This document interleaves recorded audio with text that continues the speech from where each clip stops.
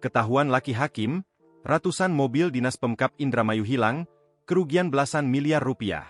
Sebanyak 196 unit mobil dinas milik Pemkab Indramayu hilang. Belum diketahui secara pasti di mana keberadaan mobil-mobil itu. Kondisi ini diketahui saat Bupati Indramayu, Laki Hakim, melakukan pengecekan fisik terhadap kendaraan operasional milik Pemkab Indramayu hingga ke jajaran tingkat desa.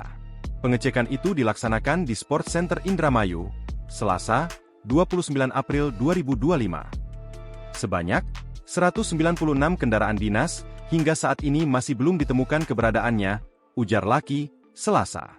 Laki mengatakan, dari data yang dicatat Badan Keuangan dan Aset Daerah, BAD, serta Inspektorat, mobil dinas milik Pemkab Indramayu seharusnya 1066 unit. Tapi saat dicek hanya ada sebanyak 870 unit.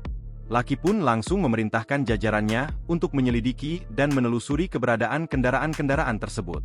Ia bahkan mengaku tidak akan segan memberikan sanksi tegas kepada pihak yang terbukti lalai atau menyalahgunakan kendaraan dinas. Kendaraan dinas adalah milik rakyat yang harus kita rawat dan gunakan dengan bijak. Bagi yang terbukti menyalahgunakan, tentu akan ada konsekuensi hukum dan administratif, ujar dia. Laki mengasumsikan, jika satu kendaraan berharga 100 juta rupiah, maka ada aset senilai 19,6 miliar rupiah milik Pemkab Indramayu yang hilang.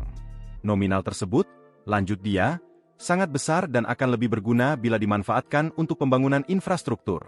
Laki mengatakan, pihaknya memang sengaja mengumpulkan semua kendaraan dinas di Indramayu. Kendaraan itu digunakan oleh pemerintah daerah, kecamatan, hingga desa.